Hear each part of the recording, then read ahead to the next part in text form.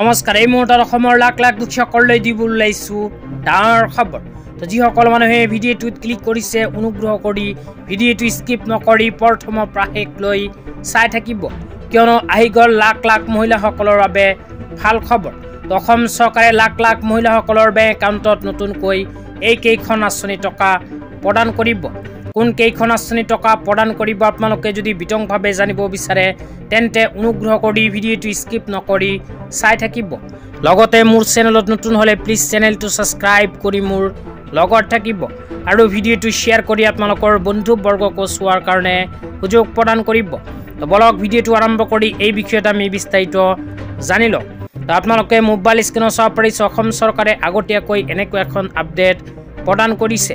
ইয়াতে লিখা আছে আৰ্তজনৰ কাষত অসম চৰকাৰ প্ৰগতিৰ দিশত ৰাজ্য আমাৰ 10 তাৰিখ পেঞ্চন আৰু অৰুণোদয়ৰ দিন। তো অসম চৰকাৰে আগৰ প্ৰায় অৰুণোদয়ৰ দিন হিচাপে প্ৰতি মাহৰ 10 তাৰিখটো নিৰ্ধাৰণ কৰিছে।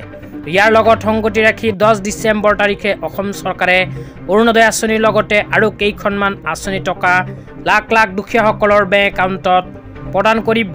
তো অৰুণোদয় আঁচনিৰ লগতে আৰু কি আঁচনি টকা অহাকালি প্ৰদান কৰিব আপোনালোকে যদি বিতংভাৱে জানিব বিচাৰে তেন্তে অনুগ্ৰহ কৰি ভিডিঅ'টো স্কিপ নকৰি চাই থাকিব। এতিয়া আপোনালোকক আঁচনি কেইখনৰ বিষয়ে বিতংভাৱে জনাই দিছোঁ। এই কেইখন আঁচনি যদি আপোনালোকৰ নাম অন্তৰ্ভুক্ত হৈ আছে তেন্তে অহাকালি আপোনাৰ বেংক একাউণ্টত সোমাই যাব চৰকাৰী ধন।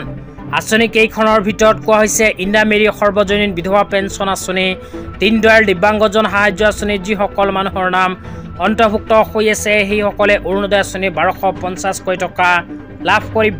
তাৰপিছত আৰু কোৱা হৈছে অৰুণোদয় আঁচনি, শহীদ কুশল কোঁৱৰ বৃদ্ধ পেঞ্চন আঁচনি, ৰাষ্ট্ৰীয় দিব্যাংগ পেঞ্চন আঁচনি, বিধৱা পেঞ্চন আঁচনি আৰু বৃদ্ধ পেঞ্চন আঁচনি। এইকেইখন আঁচনিত যিসকল দুখীয়াৰ নাম অন্তৰ্ভুক্ত হৈ আছে সেইসকল দুখীয়াই অহাকালি নিজৰ বেংক একাউণ্টত লাভ কৰিব চৰকাৰী ধন। তেতিয়া আপোনালোকক দিবলৈ ওলাইছোঁ আজি দ্বিতীয়টো খুবেই গুৰুত্বপূৰ্ণ খবৰ। আজি দ্বিতীয়টো গুৰুত্বপূৰ্ণ খবৰ হ'ল শ্ৰদ্ধাঞ্জলি আঁচনিলৈ। তো আপোনালোকে মোবাইল স্ক্ৰীনত চাব পাৰিছে অসম চৰকাৰে নতুনকৈ ঘোষণা কৰিছে শ্ৰদ্ধাঞ্জলি আঁচনি। এইখন আঁচনিৰ জৰিয়তে কি সুবিধা লাভ কৰিব, কোনে লাভ কৰিব সবিস্তাৰে আপোনালোকক জনাই দিছোঁ। অনুগ্ৰহ কৰি ভিডিঅ'টো চাই থাকিব। ইয়াতে 1 নম্বৰত কৈছে বহিৰাজ্যত বিশেষ পৰিস্থিতিত মৃত্যু হোৱা অসমৰ স্থায়ী বাসিন্দাসকলৰ ক্ষেত্ৰতহে এই আঁচনিখন প্ৰযোজ্য হ'ব। 2 নম্বৰত কোৱা হৈছে আৰ্থিকভাৱে সবল শ্ৰেণী বা নিজাববীয়াকৈ ব্যৱস্থা কৰিব পৰা লোকৰ ক্ষেত্ৰত এই আঁচনি প্ৰযোজ্য নহ'ব। 3 নম্বৰত কৈছে চিকিৎসাৰ বাবে বহিৰাজ্যলৈ যোৱা ৰোগীৰ ক্ষেত্ৰত আঁচনিখন প্ৰযোজ্য নহ'ব।